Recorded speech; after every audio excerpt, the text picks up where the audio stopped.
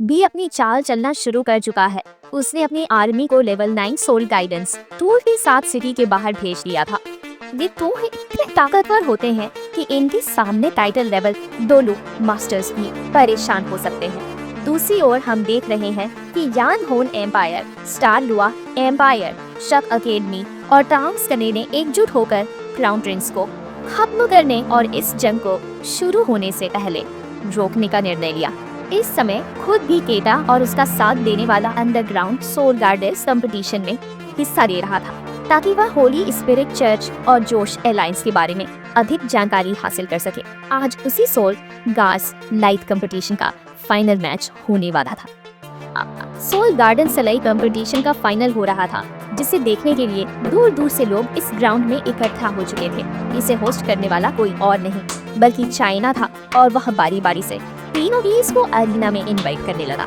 पहले नंबर पर ओनू चेंबर ऑफ कॉमर्स अलायंस के लोग अरीना में आए, दूसरे नंबर पर बाई आई कॉमन अलायंस की खूबसूरत लड़कियों की, और तीसरे नंबर पर जीश एलायंस की इवल सोल मास्टर्स की बारी आई, जो तीनों इस अंडरग्राउंड सोल गार्डेस लाइट कंपटीशन के फाइनल तक पहुंचे थे। नान ने बताया कि कंपटीशन में आगे बढ़ने से पहले मैं अंडरग्राउंड 3 अलायंस के लीडर्स को आपसे मिलवाना चाहता हूँ।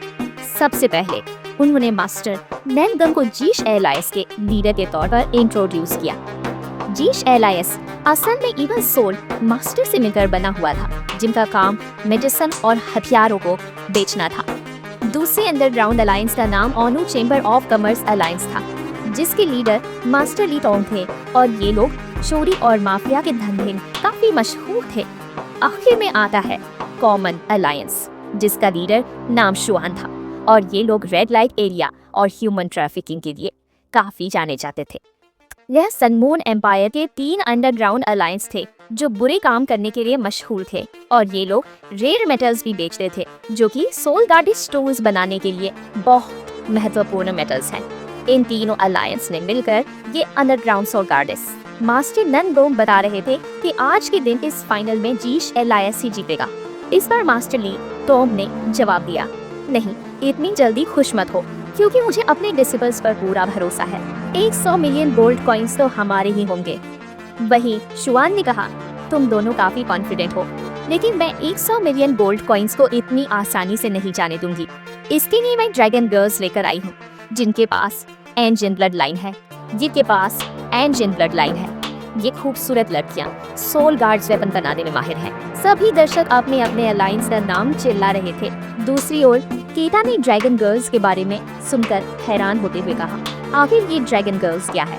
यूहा ने जवाब दिया, ये हाफ ह्यूमन और हाफ बीस्ट गर्ल्स होती है, और इनके शरीर में ड्रैगन ब्लड एसेंस होता है, जो इन्हें और ज्यादा पावरफुल सोल मास्टर बना देता है। यूहा ने यह भी कहा कि इन तीनों अलायंस के लीडर्स एक दूसरे को पसंद नहीं करते, लेकिन वे इस कंपटीशन को क्यों आयोजित कर रहे हैं? इसका कारण है कि ये तीनों शक्तिशाली अंडरग्राउंड फोर्सेस हैं, और वे नहीं है।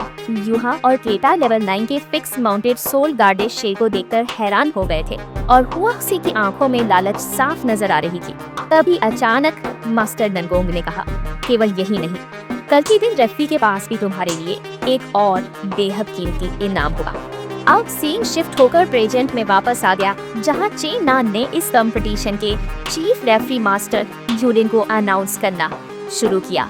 मास्टर यूलिन एक टाइटल लेवल डोलू सोल मास्टर थे, और उन्हें लोग स्टार स्काई डोलू सोस्टर के नाम से भी जानते थे। मास्टर यूलिन की एंट्री बेहद शानदार थी। ऐसा लगता था जैसे चांद और सितारे जमीन पर उतर आए हों। यूहा ने मन ही मन सोचा, मास्टर जीवन ने इनके बारे में बहुत बार बताया था, और इनके सोल गार्ड टैलेंट बहुत शानदार है। मास्टर यूलिन ने खुद को इंट्रोड्यूस करते हुए कहा, मैं हूँ यूलिन, मुझे इस अंडरग्राउंड सोल गार्डेस लाइट कंपटीशन के चीफ रेफरी के तौर पर इनवाइट किया गया है, और साथ ही मैं अपने साथ यहाँ चैंपियन के लिए एक बहुत ही कीमती नाम भी लाया।